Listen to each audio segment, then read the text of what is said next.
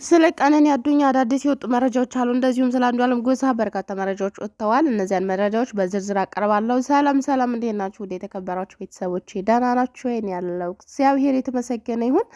እናንተም በያላችሁበት ዓለም ቅርንጫፍ እንደየሰዓታችሁ አቆጣጠር የነጋባችሁም የመሸባችሁም የረፈደባችሁም ሰላማችሁ በክርስቶስ ብዝት ትርፍልኝ እላለሁ። ምክንያቱም ከምንም በላይ ሰላም ይቀድማል። እኔም ሁሌም ቢሆን ስጀምር በሰላምታ ነው የምጀምረው። ምክንያቱም ከሰላም የበለጠ ነገር ምንም ስለሌለ ሰላምታን ሁሌ ያስቀድማለሁ ማለት ነው።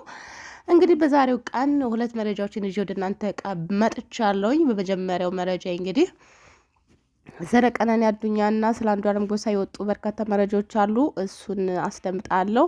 በሌላ በኩል ያለን መረጃ እንግዲህ ከ6 ወር ፊት ታስታውሳላችሁ ብዬ አስባለሁ። መቀሌ ላይ በአራተኛ ቀኑ የተገደለችው ሙሽራ በዛሬው ቀን እንግዲህ የመቀሌ ፍርድ ቤት ታሪክ ሰርቷል። ይሄ ታሪክ ደግሞ ይደገም ብለን እናበረታታለን። እንደዚሁም ደግሞ እናንተ ውድ ቤተሰቦቼ ይሄንን ታሪክ መስማት አለባችሁ ብዬ ስላሰብኩኝ እንደ ታሪክም መቀመጥም ስላለበት ይዤ መጥቻለሁ ማለት ነው። በመጀመሪያ እንግዲህ ማቀናላችሁ በመቀሌ ስለተገደለችው እህታችን ነው። እንግዲህ በወቅቱ ታስታውሳላችሁ፣ በጣም በሚያሳዝን ሁኔታ ብዙዎቻችን አዝነን ነበር። በተሞሸረች በአምስተኛ ቀኗ በገዛ ባሏ ነገ ህይወት አጋሪ ባለችው እንግዲህ ጫጉላቸውን እንኳን ሳይጨርሱ በአሰቃቂ ሁኔታ አንገቷን አንቆ ከገደለ በኋላ ሁለት አይኗን ጭምር አውጥቶ እንግዲህ እጁን ለመንግስት ሰጥቷል። በወቅቱ ብዙ ሀረካት አድርጓል ራሱን ሊያጠፋ፣ ነገር ግን ብዙ ጥበቃ ስለተደረገለት ራሱን ሊያጠፋ አልቻለም ብሏል የፖሊስ አባላትን በወቅቱ። እንግዲህ እቺ ልጅ በጣም ትሁትና በአጎቷን ያሳደጋት እንግዲህ አጎቷ በወቅቱ ስለሷ ብዙ ነገር ተናግሯል። በጣም ትሁት ናት፣ ሰው ቀና ብላ ማታይ ስርዓት ያላት ልጅ ነች። እንዴት ጨክኖ እንደዚህ እንዳረገ ራሱን ይግራ ግብትን ያለኝ ያለው አጎትየው ራሱ እንግዲህ ለእናቷ አንድ ነች፣ ምንም ልጅ የላትም እናትየዋ ከዚህች ልጅ ውጪ። በዚህ ሁኔታ እንግዲህ ትጦረኛለች፣ ነገ የልጅ ልጅ ታሳየኛለች ብላ ስንት ተስፋ ያደረገችባት ልጇን ድል ባለ ሰርግ ተደግሰው ሳይውሉ ሳያድሩ እንግዲህ 5 ቀን ብቻ ቆይተው በአምስተኛ ቀኗ ገድሎ ከገደላት በኋላም እንግዲህ ሊያመልጥ ሙከራ አላደረገም። የሰው ደም መጥፎ ነውና ራሱ እየተቀለበለበ እጁን ለመንግስት ሰጥቷል ማለት ነው። ይሄ ሰውዬ እንግዲህ በጣም ባለሀብት ነው እየተባለ ሲወራ ነበር በወቅቱ። እንግዲህ ምንም አይነት ፍርድ አናገኝም ተብሎም በጣም ፍራቻ ነበረ። የቤተሰቦቿ ጀግንነትና በጣም እውነት እኔ በጣም ያደንቅኳቸው ስለ እውነት ማለት ነው። እርግጠኛ ነኝ ብዙ እንቅስቃሴ ተደርጎባቸዋል። ያንን ሁሉ ነገር ተቋቁመው ግን ለዚህ ፍርድ ደርሰዋል ማለት ነው። በጣም ነው ደስ ያለኝ። በጣም በሀገራችን ላይ ለመጀመሪያ ጊዜ እንደዚህ አይነት ፍርድ ሰማሁ ማለት ነው። ለመጀመሪያ ጊዜና እንግዲህ አገራችን ላይ ከዚህ በፊት ወላይታ ሶዶ ታስታውሳላችሁ፣ የገዛ ጓደኛውን ካንተ የተሻለ አማች አላገኝም፣ ካንተ የተሻለ ባል ለእህት አላገኝም ብሎ ለጓደኛው ድሮለት ያገባት ለቀን ሌሊት ባገባት ቀን የሙሽርነታቸው ቀን ማታ እንግዲህ ድንግልናሽ የለም፣ ድንግል አይደለሽም፣ ድንግልናትሽ ወዴት ሄደ በሚል ሁኔታ ይሄ ነው ሰበብ የተባለው። ሊሆንም ላይሆንም ይችላል፣ የምናውቀው ነገር የለም። ነገር ግን እንደ ሰበብ ያቀረበው እሱ ነው። ማህፀኗን ከቀደደ በኋላ ልቧን በሁለት እጁ ገብቶ አውጥቶ ነው የተገኘው ማለት ነው። እንግዲህ በጣም በምጮህበት ሰዓት ድረሱልኝ እያለች ብዙ ጮህ ስታሰማ ያኔ አንድ ሴት የተሞሸረች ቀን ማታ የምታሰማው የተፈጥሮ ጸባይ ነው እያሉ ሰው ምንም ጎረቤት ሳይደርስላት ይቀራል። በጣም የሚያሳዝነው እንግዲህ አብረው አድገው አብረው ብዙ ነገር አሳልፈው ያንን ሁሉ ነገር ረስቶ የገዛ የጓደኛውን እንግዲህ ጓደኛ ያው እህቱ ማለት ናት። አብረው አድገው ማለት ሌላ ነገር አይደለች። ያለ ምንም ርህራሄ እንግዲህ በአሰቃቂ ሁኔታ ህይወቷን ነጥቋታል። ምንም የሰማነው ነገር የለም። ተድበስብሶ በዚያው ቀርቷል ማለት ነው። ምክንያቱም ከአንድ በኩል ጓደኛ ነው፣ ከአንድ በኩል ደግሞ የሰፈር ሰው ነው። ምንም አይነት ቤተሰብ ቢሆን ሽርጥልጥር ነው የሚሆነው በእንደዚህ አይነት ጉዳይ። ቅርታ አድርጉልኝና በልጅ ጉዳይ የምሽለጣለጥ ቤተሰብ የሞተ ሬሳ ነው ለኔ፣ የሞተ ሬሳ። ምክንያቱም ልጅ እኮ ማለት አደራ፣ እግዚአብሔር አደራ ብሎ እዚች ምድር ላይ ፈጣሪ ባደራ መልክ ለቤተሰቦቻችን እኛን ሰጥቶናል። እኛን ያልተንከባከበ ቤተሰብ፣ ያልጠበቀ ቤተሰብ፣ ኃላፊነቱን ያልተወጣ ቤተሰብ አይደለምና በነገራችን ላይ እኛ ሀገር ላይ ማለት ነው፣ እኛ ሀገር ላይ ከተሳሳት ኳርሙኝ፣ እኛ ሀገር ላይ አንድ ሰው የሆነ ቤት ገብቶ ከበላ ከጠጣ በቤተሰቡ ላይ ምንም አይነት ጫና ቢደርስ ሼም ይዘዋል። በቃ ትክክለኛ ሰው ተበዳይ እንኳን ቢኖር ማንም ሰው ከተበዳይ አይቆምም። የበላሁት የጠጣሁት የያዘኝ እያሉ ብዙ ሰዎችን ሰምቻለሁ። እናንተም በየመንደራችሁ በየሰፈራችሁ ሰምታችኋል ብዬ አስባለሁኝና በጣም ያሳፍራል። እኔ የሰው ቤት ገብቼ በልቻለሁ ጠጥቻለሁ ብዬ የምወዳቸው ሰዎች ሲበደሉ ግን ዝም አልልም። ከእውነት ጎን ቆማለሁኝ። ለምን ብቻዬን አልሆንም? የእውነት እንደዚያ ነው ማድረግ ያለብን እንጂ እንዴት ነው ሰው እውነትን እያየን እዚያ ቤት ገብተን በልተናል፣ ጠጥተናል፣ ብዙ ተወዳጅተናል፣ ብዙ ነገር በማለት ነገሮችን ችላ ለምን እንደምንላቸው እኔ በጣም ነው ግራ የሚገባኝ ማለት ነው። ደግሞ በጣም ነው የሚያመኝ፣ በቃ በጣም ነው የሚሰማኝ። እንዴት ነው ሰው በይሉኝታ የሚያዘው? እንዴት ነው ሰው በሆዱ የሚያዘው? እንዴት ነው ሰው በጥቃቅን ጥቅማ ጥቅም ተይዞ የሚወደው ሰው ወይንም ደግሞ የሆነ ሰው ክፉ እያደረገ እያየ ዝም ለምን እንደሚለው ብቻ እኔ በጣም እኔ አላቅም። ይሄ ሀገራችን ላይ በጣም በስፋት ያለ ነው። ሰው በሆዱ አንድ ጊዜ ከተያዘ በጣም ከባድ ነው። ፈጣሪ ከእንደዚህ አይነት ነገር ይሰውረን።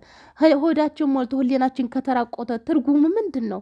በጣም ከባድ ነው። ለማንኛውም ቤተሰቦች ወደ መጣሁበት ልግባላችሁ። ግን ይሄ ነገር ሁሌ ህሊናዬ ስለሚቆረቆረኝ ነው፣ ብዙ ቦታ ስለማይ ማለት ነው። ብዙ ቦታ ይሄ ጸባያችን መቼ እንደሚተውን አላቅም። ይሄ ጸባያችን ካልተውን መቼም ቢሆን እኛ ወደፊት አንራመድም። እዚቹ ላይ ተቀምጠን እንኖራታለን እንጂ ማለት ነው። ለማንኛውም ቤተሰቦች ወደ መጣሁበት ልግባላችሁ።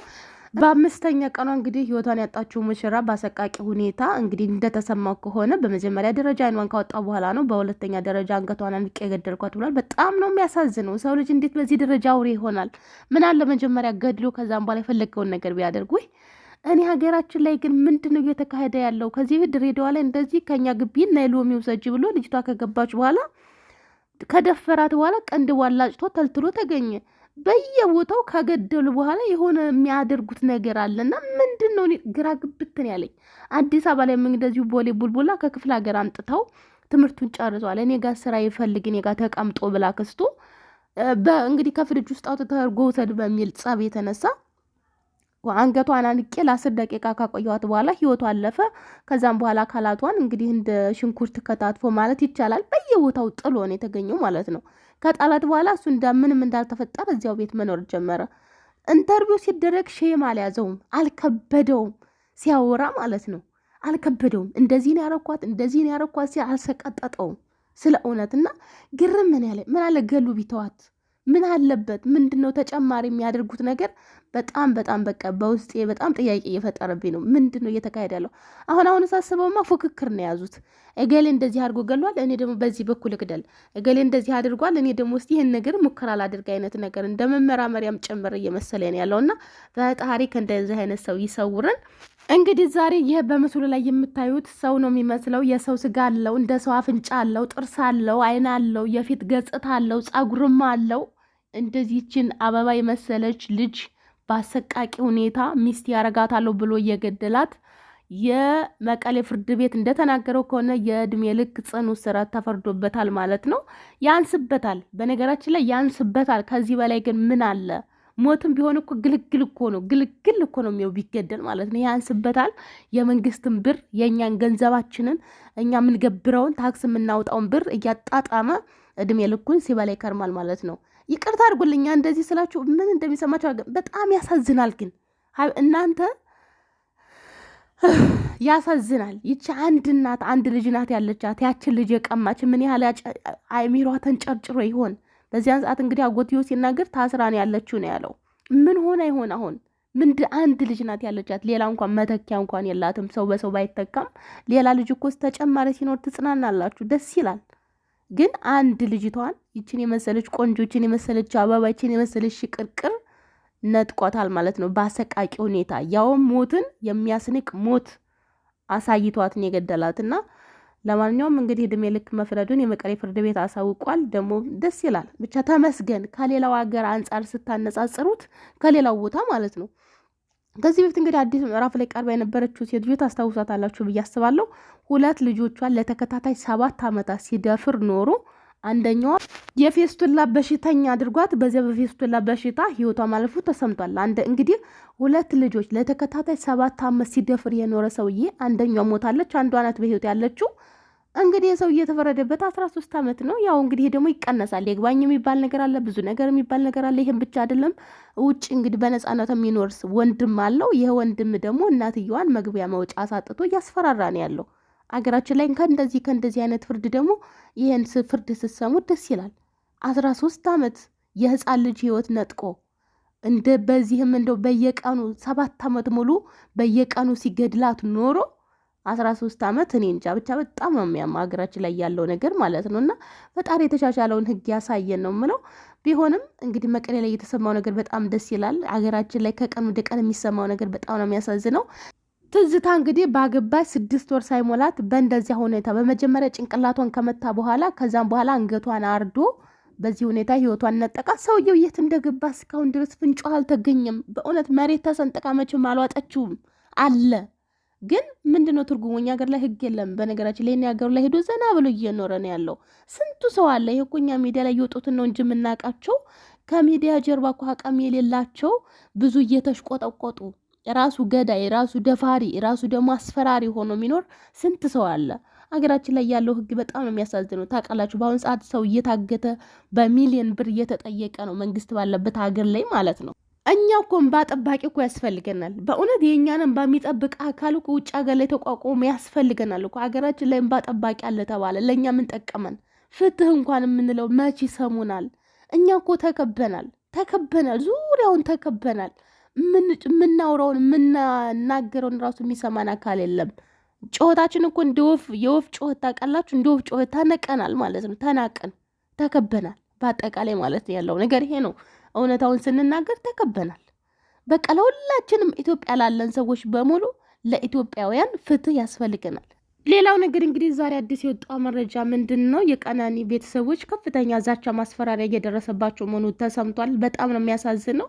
ልጃቸውን ያጡት እነሱ ናቸው። ሀዘን ላይ ያሉት እነሱ ናቸው። በዚህ ሀዘን ላይ ሆነው ደግሞ የሚደርስባቸው ዛቻና ማስፈራሪያ፣ ለምንድን ነው መልእክት የምታስተላልፉት? ለምንድን ነው ለልጃችን ፍትህ የምትጠይቁት? እየተባሉ በጣም ብዙ ነገር እየደረሰባቸው መሆኑን በርካታ የሶሻል ሚዲያ ጋዜጠኞችም ዩቱበሮችም እየዘገቡ ይገኛሉ። በዚህ ሰዓት በጣም ነው የሚያሳዝነው። እነኚህ ሰዎች ሀዘን ላይ ነው ያሉት። ተጨማሪ ሌላ ችግር ደግሞ በጣም ከባድ ነው። ሳቃቸውን፣ ደስታቸውን፣ አበባቸውን፣ ቡቃያቸውን መነጠቃቸው ሳያንስ ሌላ እንደገና ማለት ነው። እና ሀገራችን ግን ወዴት እየሄደች ነው? ጎበዝ፣ በእውነት ሰውን በየሚዲያው እያያችሁ ነው። ግሩፕ እየያዘ ወደ ማን ጎን እየቆመ እንደሆነ አብዛኛው ሰው በሚባል ደረጃ ማለት ነው። ይቺ ልጅ በአሁን ሰዓት ፎቶዋ ሳይቀር እየተዘቀዘቀች ያለች ልጅ ናት። ሞታ የሞተ ሰው ይዘቀዝቃል። ኧረ በስመ አብ! ሀገራችን ወዴት እየሄደች ነው? በእውነት ሰው ራሱ ግን አንዳንዴ ሳስበው ግርም ነው የሚሉ ማለት ነው። ዲሮ መለካን ጥሏ እስከሚታይ ድረስ ጮኻ ለካ ስታለቅስ የነበረው ለካ ለዚህ ነው አልኩኝ። ይገርማል። የሌለ ሰው እኮ አይወቀስም እኮ። የሌለ ሰው እንደዚህ ይደረጋል። ገና ለገና እኔ ብቻ በጣም ብዙ ነገር እየተካሄደ ስታዩ በጣም ነው የሚሰማችሁ ማለት ነው። እኛ እንደዚህ ተሰማን። እነኚህ ሰዎች ግን በምን አይነት ስሜት ውስጥ ይሆን ያሉት? ፈጣሪ ይወቀው። እነሱ ያስጨነቃቸው የልጃቸውን ፍትህ ነው። ከዚህ በኩል ደግሞ ያስጨነቃቸው ለፋሲካና ለዳግማ ትንሳኤ የሚደረግ ኮንሰርት ነው። ብሩ ሊቀር ነው። ይሄ ነገር ነው በጣም ያስጨነቃቸው። ስለዚህ በዋስ መፈታት አለበት። ዳግማ ትንሳኤና ትንሳኤ ዕለት በጣም ማይቀር ሙዚቃ አለበት እየተባለ ነው ያለውና በጣም ያሳዝናል። ጠበቃው ሳይቀር እንግዲህ መቼም ሴት ልጅ ባይኖረው ከሴት የተፈጠረ ሰው ነው እየተናገረ ያለው ንግግር ግን የምንሰማው እየተወራ ያለው ንግግር እጅግ በጣም ነው የሚያሳዝነውና ፍትህ ለቀነኒ። እነኚህ ሰዎች በቆም ያሉ ሰዎች ፍትህን እንኳን ማግኘት አለባቸው።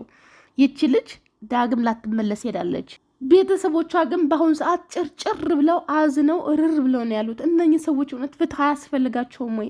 አገራችን ላይ ያለው ነገር ተበዳይ ነው እየተደበደበ፣ ተበዳይ እየተሰቃየ፣ የአያንቱ ቤተሰቦች አስከሬን እንኳን እንዳያዩ በፖሊስ ተደብድበው። ሰው እኮ የአስከሬን እንኳን ማየት ሀገር ላይ እኮ በገዛ ልጁን ለመቅበር አስከሬን ማየት ብርቅ የሆነበት ሀገር ነው። ለናሁሰናይ እናት ስንት ጊዜ ስታለቀስ አስከሬን እንኳን አልሰጧትም። እና ሀገራችን ላይ ዝም ብለን እኮ እኛ ፍትፍት አንዳንዴ ግርም ነው የሚለኝ። አውርቼ ለማን ነው ማውራው? ምንድን ነው የምናውራው ነገር? ለውጥ አመጣ ወይ? ፍትህ 5 ዓመት ሰው እንደዚህ 60-70 ሰው በአንድ ጉድጓድ ሲገባ መቼ ነው ለውጥ መጣ? እየተባባሰበት ነው ሄደው። በአንድ ቅጥቅጥ ሙሉ ሰው እየታገተ ነው ያለው። በአሁን ሰዓት በሚሊዮን እየተጠየቀ ነው ያለው። ሰው ከአንድ ቦታ አይንቀሳቀስም። ፍትህ የምንጠይቀው ለምንድን ነው? እኛ ግራ ግብት ነው የሚለኝ። ኧረ ፍትህ አልጠይቅም በሉ። ሰላም